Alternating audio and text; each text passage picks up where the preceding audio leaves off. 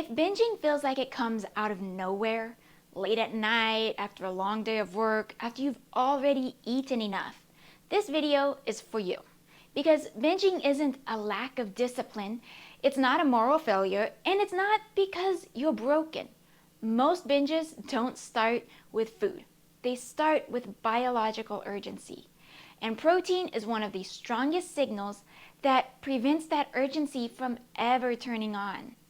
Not by control, not by rules, but by changing how safe your body feels before willpower is even needed. Most people describe binging like this. I was fine all day, and then suddenly I wasn't. But that sudden feeling is so misleading because binging doesn't actually begin at night. It begins earlier in the day, quietly. The body starts noticing things like blood sugar dropping and rising unpredictably, meals that don't quite satisfy, stress staying elevated longer than it should. None of this feels dramatic in the moment. You don't think, I'm setting myself up for a binge. You just feel a little off, a little tired, a little distracted, a little more focused on food than usual. And that's really just the beginning of urgency. And once urgency turns on, the brain stops asking politely. It escalates. And that's why people say things like, I don't even feel like myself when this is happening. Because honestly, in that moment, you're not operating from choice. You're responding to a biological alarm. If this already sounds familiar, you're not alone. You don't need to explain. Just drop a raised hand emoji in the comments if binging has ever felt sudden or just completely out of character. This is where most advice goes wrong. People are told, and I hear it, just distract yourself, drink more water, wait it out, just be more disciplined. And I'm like, that sounds nice in theory, but willpower only works when the body feels safe. When the body senses instability, not starvation, just uncertainty, the brain's job is to override restraint, not respect it. That's not weakness, that's survival physiology. Your body is literally doing what it's designed to do. In that state, logic doesn't disappear because you're failing. It disappears because urgency is louder than reasoning. So if binging feels inevitable once it starts, it's not because you didn't try hard enough, it's because the conditions for restraint were never there to begin with. So what do? Well, protein changes this upstream. Protein doesn't just fill you up, it sends multiple safety signals all at one time. When protein is present consistently, the body receives messages like energy is coming reliably, muscle is protected, blood sugar doesn't need to swing, and nourishment is predictable. In simple terms, protein tells your nervous system, we are nourished, we are not in danger, you don't need to escalate. That message matters more than the calorie totals, more than food volume, more than eating clean.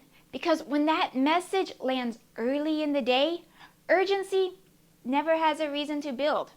And if urgency never builds, binges don't need to be fought later. This isn't about perfection, it's about consistency.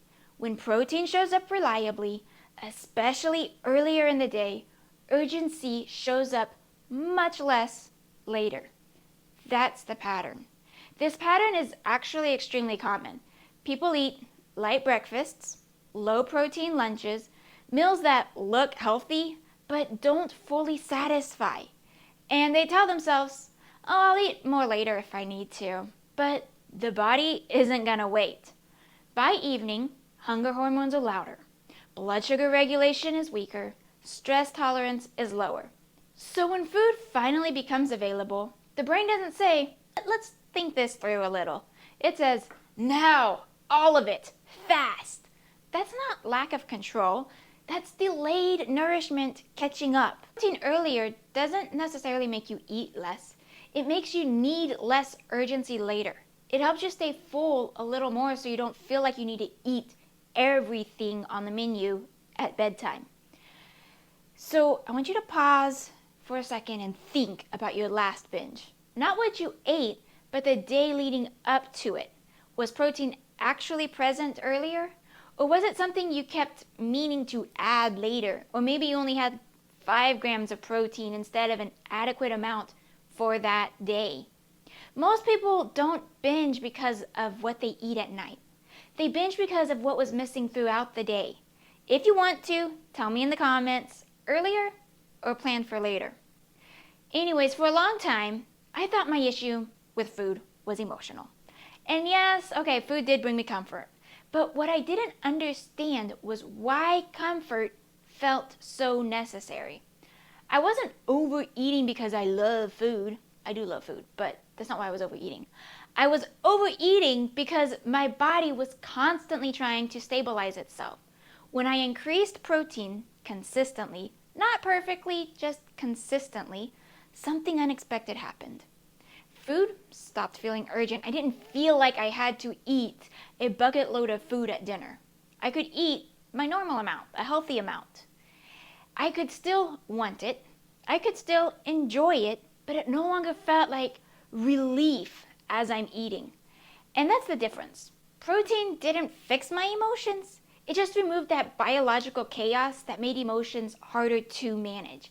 So instead of feeling overwhelmed over something, I can more logically think through a situation. Some people hear this and they think, oh, so I just need to eat more food. Not exactly. This is not a go ahead, eat whatever you want, eat more food, lots more food. Go buy the burger because it's got protein. No, that is not what I'm saying. Protein is unique because it helps slow digestion, it increases the satiety signals, and it lowers the glucose swings. You can eat more calories without protein and still feel out of control. Protein isn't about fullness. It's about signal clarity. This doesn't mean protein makes binging impossible. Let's get that out there. Stress still matters. Sleep still matters. Emotional patterns still matter. Protein does not erase life. It's not a life saver. It's not a stress saver. It just removes that biological urgency that makes everything feel so much harder to manage and navigate. When binging decreases, calorie intake stabilizes naturally. Insulin swings calm down, stress hormones begin to drop, and consistency improves. Not through effort. It's not like I'm forcing myself to eat better. It's not like anybody on this program is having to force themselves to eat better.